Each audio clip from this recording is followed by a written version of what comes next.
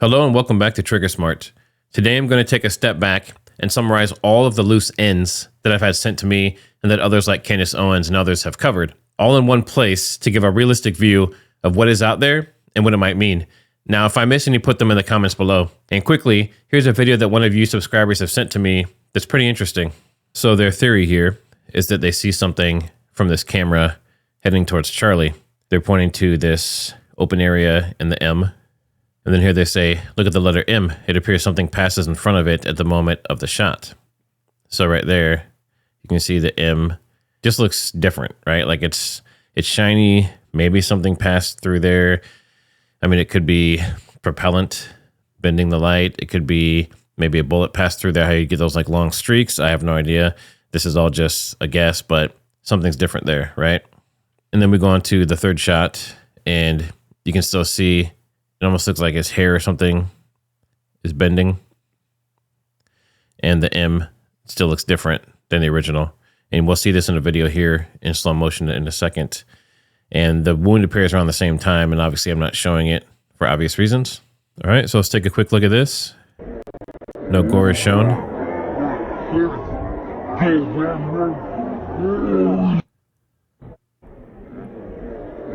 All right, so let's slow this down here.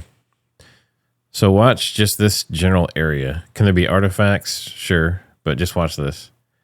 Okay, so this is interesting. So as the shot is coming, there's like 3 or 4 different things I want you to look at. This is from the subscriber that sent this out to me. So the first thing is this camera moves right before or about the time of the shot. So watch this black camera back here, mostly the left side of it. Watch. See that? See that moving right here? That's moving. Okay. Does this camera move? Is it supposed to move? Is that just an artifact? Because when this moves, this volume thing over here moves too. Is that just a weird artifact from here? All right, so watch here. It looks like he's getting hit possibly from behind, or he could move that way maybe if he got shot in the front, which is what the official story is. So watch. Boom.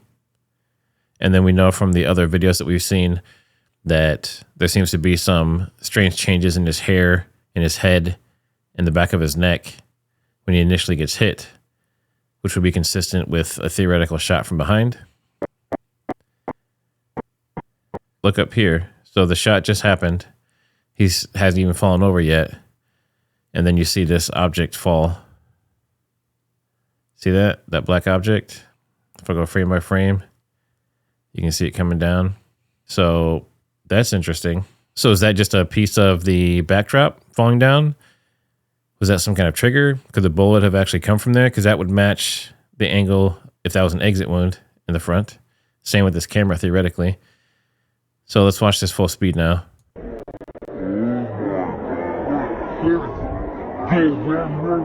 Then that piece falls from the top. All right, quickly, let's cover some of the open theories. FBI shot from the front, shot from the back, exploding microphone, shot from the camera behind him, alternative or multiple shooters from different roofs, a drone shot, synchronized shots from multiple areas, different murder weapons from a handgun to an air rifle, directed energy weapons, and of course, the alleged pendant theory, which is more of a side effect than the actual reported cause of death. Before we dig into the long list of loose ends, let's look at why the FBI is a little nervous right now. Officials' access to FBI files in Charlie Kirk case drew pushback. An inquiry by Joe Kent, who leads the National Counter-Terrorism Center, is said to have alarmed Kash Patel, the FBI director. So in other words, there's other people besides the FBI that are going to be supposedly investigating this, and it's making the FBI very nervous. Now, why would the director of the FBI, Kash Patel, be concerned at any point that Joe Kent is putting his face in this case? The head of the National Counterterrorism Center examined FBI files in the last several weeks to investigate whether the man charged with assassinating Charlie Kirk had support from someone else, a foreign power, another entity, according to multiple people with knowledge of the matter. I think it's very clear that this lone gunman scenario just isn't going to wash. Anybody with half a brain cell knows that that's not the case. If you are sitting there believing that that is the case, then give your head a wobble. So there you go. Head of the National Counterterrorism Center is examining the FBI files. And then, of course, I'm sure by now you've all seen this. This is one of the TPUSA people, and they are either in shock or a very good actor or bad actor, depending how you look at it. Basically, this is seconds after Charlie got shot. This person basically walked away, jumped up right behind where the tent area is, didn't run away, and is now filming a selfie and also filming Charlie being put into his, it looks like a Suburban maybe or something, and being taken away. And just kind of listen to what he says. It's interesting. They just shot Charlie. They just shot Charlie. They just shot Charlie. So repeating, they just shot Charlie. Who's they? And how would he know it was more than one person? Usually you would say someone shot Charlie or he shot Charlie. The they shot Charlie is interesting. The other part that's interesting is that he repeated it multiple times. That can happen with shock, so maybe. Hanging out, filming, getting a selfie, getting some video footage. Maybe proof.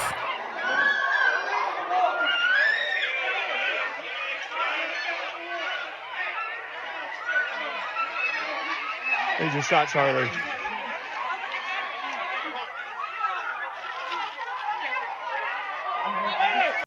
So I don't know if you know anything about human emotions, but there seems to be a lack of emotion, which is very interesting. Again, could be shock, but the biggest thing that I'm seeing is almost an attempt to act scared or surprised or something similar, but you don't see rapid breathing. You don't see that he's in any kind of major distress or anything, which is probably not normal in this situation.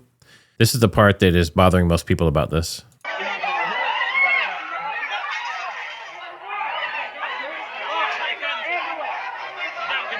You see him start to act like he's going to say something, but then he waits. He's pausing for dramatic effect. He's dead. He just said he's dead. This person left before Charlie even hit the ground, along with another gentleman that we'll see here in a minute. And he's saying he's dead. He doesn't know if he's dead. He has no idea what's going on. He just saw him get carried to the Suburban and drive off with his team. So how could he possibly know he's dead at this point? He can't. So that's very strange too. God help him. He's dead, God help him, and right back to filming. And a lot of you have also seen this. This is where one gentleman has basically been very strongly pursued by the FBI or some other branch of the government to delete his footage that he has. Best that you erase the video from your phone because it's just going to give you PTSD, and then call it another time to ask if I erased it. A bunch of my videos are gone. Even right to post these videos that was on my other account that was gone and just was removed.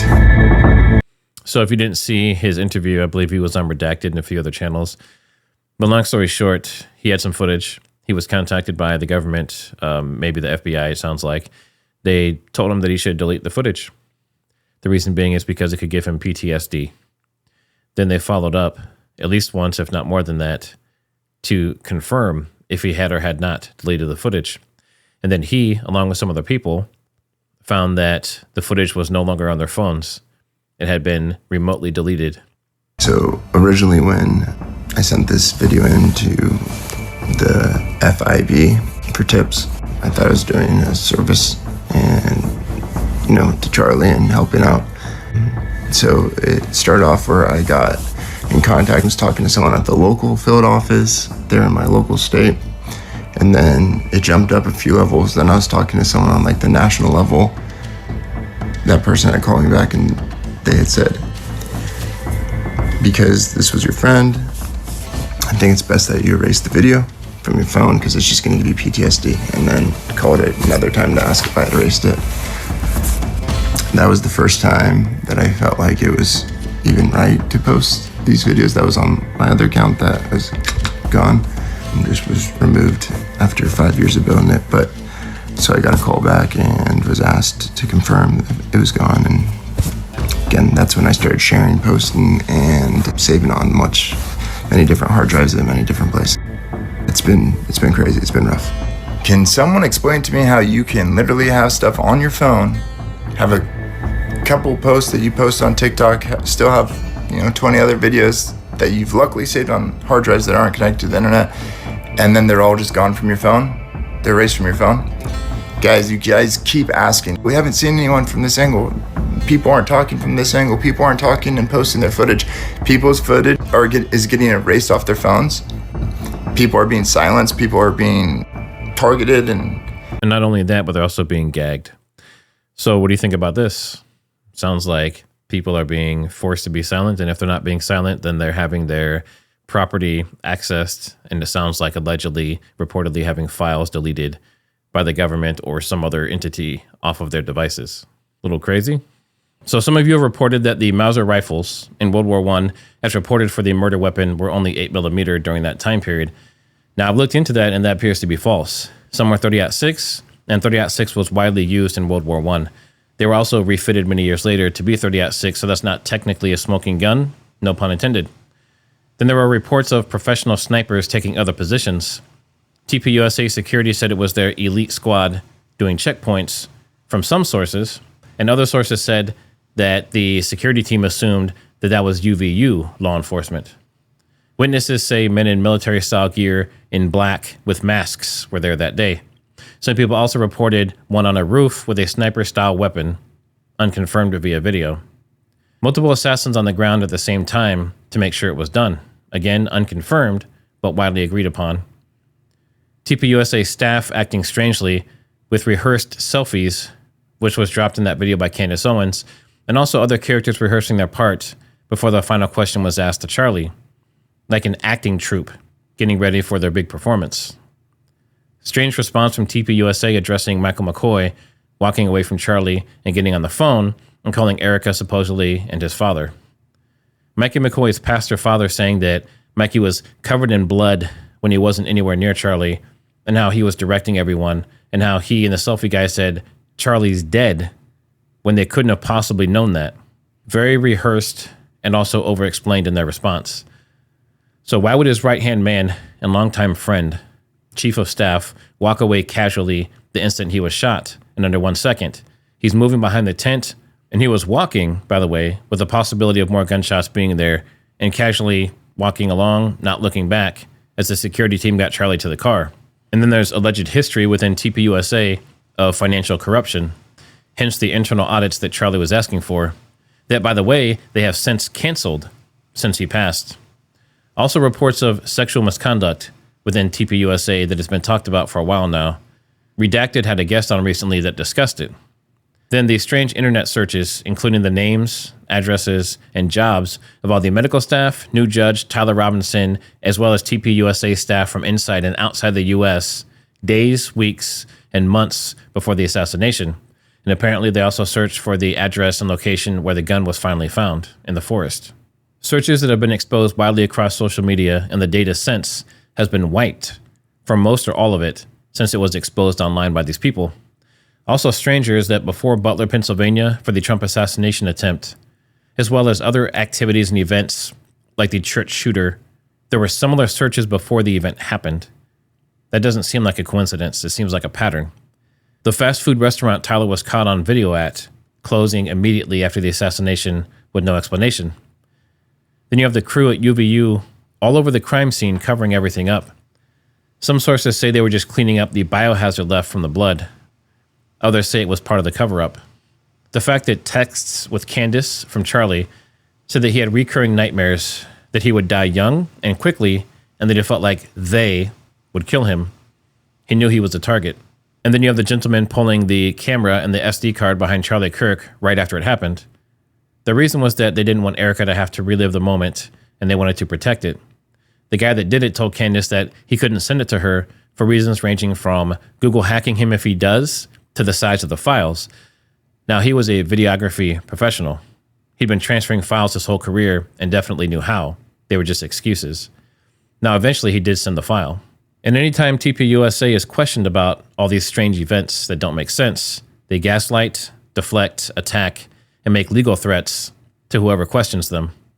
I'm sure if you follow the money, you'll find out lots of other things that don't make sense as well. And now the fact that the judge is trying to gag any and everyone that was a witness, lawyer, or otherwise related to the case. That includes thousands that were present that day. And as we've seen, some have come publicly forward and they've been asked to wipe files from their phones. And others are claiming that the files were remotely wiped from their phones. Some have even claimed that they could see someone controlling their device remotely. Also add that there were no ambulances at such a large event. Apparently there were some EMTs there and they offered to help, but they were refused. And now Lance Twigg is nowhere to be found. And some suspect he's the real shooter, including Timcast, who mentioned it today. And some video appears to show him at the campus, avoiding cameras. Other people are seen in videos with handguns, outrunning in the crowd. Now maybe they're just defending from some possible shooter, but apparently a handgun or a holster was recovered by police in the crowd area after people fled. It has also been reported that the Charlie Kirk official announcement to be at UVU was only a day or so before. So how did Tyler know that he'd be there in that exact spot where he had to be to get a clear line of sight? And also, how did forums and chat rooms and social media know or insinuate that Charlie Kirk would die or that something great will happen to him at UVU on September 10th, and similar sentiments from the pro-LGBTQ and similar groups and accounts? And then Charlie was taken to the hospital, doctors, and medical examiner that were previously supposedly searched for from state actors, Washington, D.C., or Georgia, where there's apparently a big FBI operation in the days and weeks prior to the assassination. Kash Patel has called YouTubers and those on social media anarchists for discussing the case. TPUSA compared those same people to drug addicts desperate for a hit. So what does this all mean? Huge cover-up, psyop, lots of questions. I wanted to do this video to kind of pull all the loose ends together. When you look at all of them in one place, it's understandable as to why there are lots of various theories and naysayers and people questioning the FBI and other agencies. There are too many holes in the story.